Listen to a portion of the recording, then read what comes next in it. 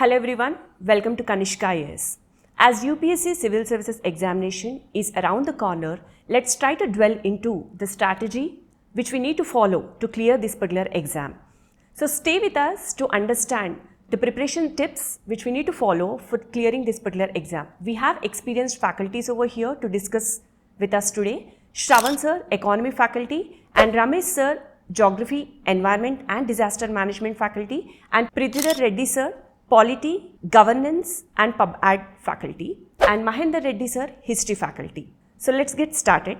Hello sir. Polity, when it comes to polity subject, it has huge weightage when it comes to prelims as well as for the mains also. So what should be the strategy with respect to the polity subject and also the sources which we need to follow for this particular subject? Hello everyone. So as far as the polity governance is concerned, these are very dynamic subjects. Generally, students just read certain basic sources and they feel that they have learned the subject. But UPSC dimensions are changing every year. For example, UPSC is giving a blend of facts and concepts. If you try to look into the previous year's questions, a question was asked, what is the relationship between liberty and loss? Okay, if laws are there, if more number of laws are there, will there be liberty or not? So student can answer this question only when he comes to know what is liberty and what is freedom. Liberty is the one where the reasonable restrictions are permitted. So that's how the questions will be framed. So we generally think liberty means a textbook definition. That is not sufficient. The student has to get into the finer details of the subject. But unfortunately, if the student does not take a proper coaching anywhere, he does not know the clear understanding of the concepts. That's why, suppose you understand the constitution has two actual dimensions. One is philosophical dimension and second one is the machinery of the state. Every year, the questions are becoming tougher and tougher when the questions are asked from the philosophical aspects of the constitution. So the philosophy include preamble, fundamental rights and DPSP. And the machinery include the state, central governments, judiciary and other institutions. For example, if you try to look at the factual questions are asked. In what way? He will give you the organization and he will ask you whether it is statutory body or constitutional body. Such question was asked from NHRC. So they have asked whether is it statutory or constitutional. Such kind of factual questions are also possible. Even the question related to appropriation bill was asked and the article was given to the student to find it out. So what I mean to say is the student must be well thorough with the conceptual aspects as well as facts. And the student may also get another doubt. Sir, there are many concepts in the polity, then which concept must be focused more, which concept must be less focused. In fact, the very preparation of the aspirant is generally guided by the newspaper, the current affairs. If you are able to properly focus on current affairs and current dynamics, you will be able to focus more upon concepts. For example, UCC. In Uttarakhand, UCC is being implemented. The question will not be asked whether which state is implementing UCC, but rather he will ask you what is uniformity of law, what is rule of law, what is common criminal code, what is common civil code, what is civil law means, what is criminal law means. So that's how the questions will be framed. So as it is, they don't lift from the current affairs and they don't ask you, but the underneath concept will be tested thoroughly in the examination. And most important aspect we can understand is, generally preliminary examination means it is an objective examination. Objective means it is the examination to test the fact of the facts related to the subject. But unfortunately what you are able to see is, in the preliminary examination the subjective questions are being asked. Generally subjective questions must be asked in the mains. So keeping the aspirant very much confused.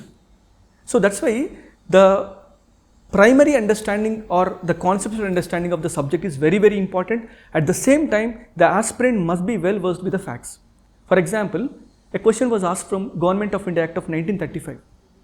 The question was in such a way that the residuary powers are vested with whom? The answer is Governor General. It appears to be a basic question, but UPSC generally gets into the philosophy of the constitution and frames the question. The question framer are nothing but they are not ordinary people, they are professors. So they have the wider view of the subject.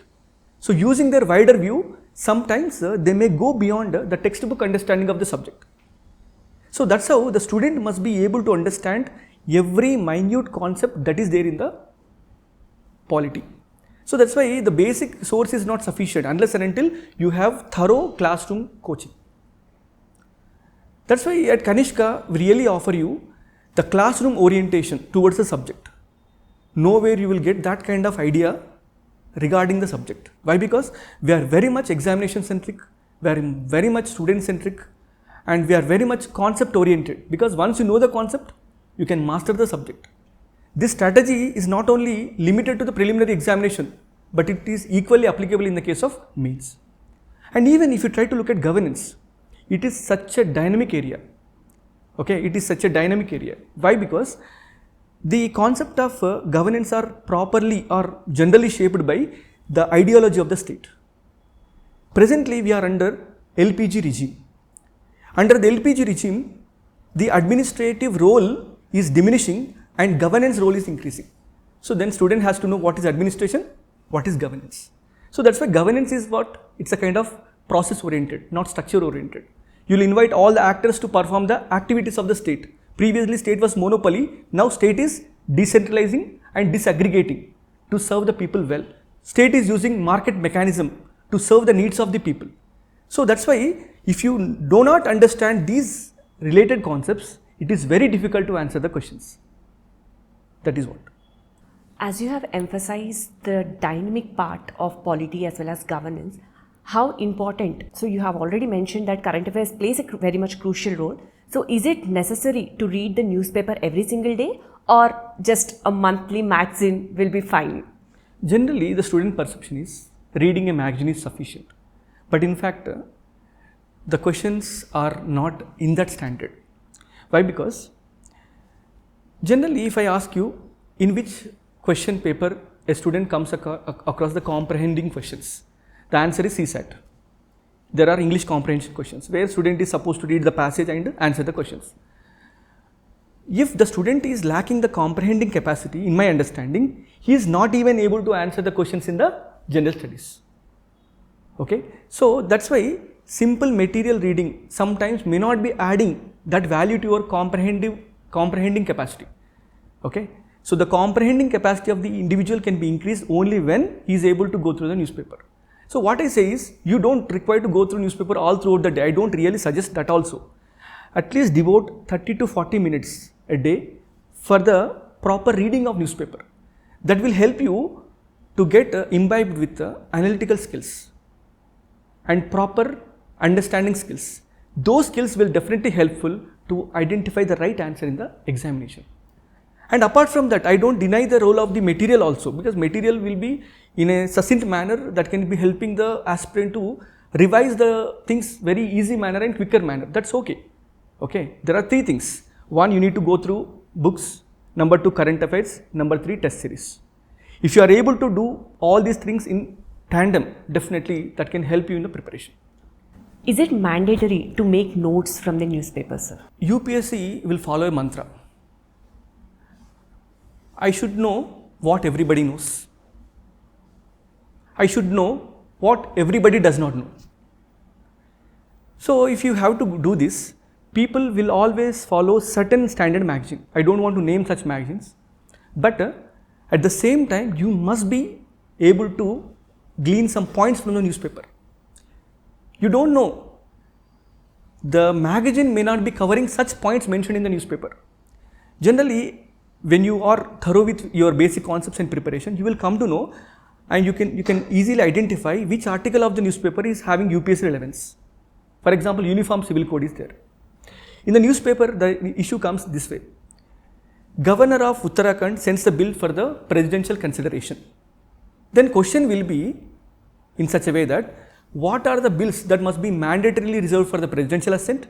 What are the bills that can not be mandatorily, that is optional, that is discretionary power of the governor? So that kind of idea that can be generated only when you are going through the newspaper. It means you are able to identify the themes of the UPSC only when you are thorough with the newspaper. Thank you so much, sir.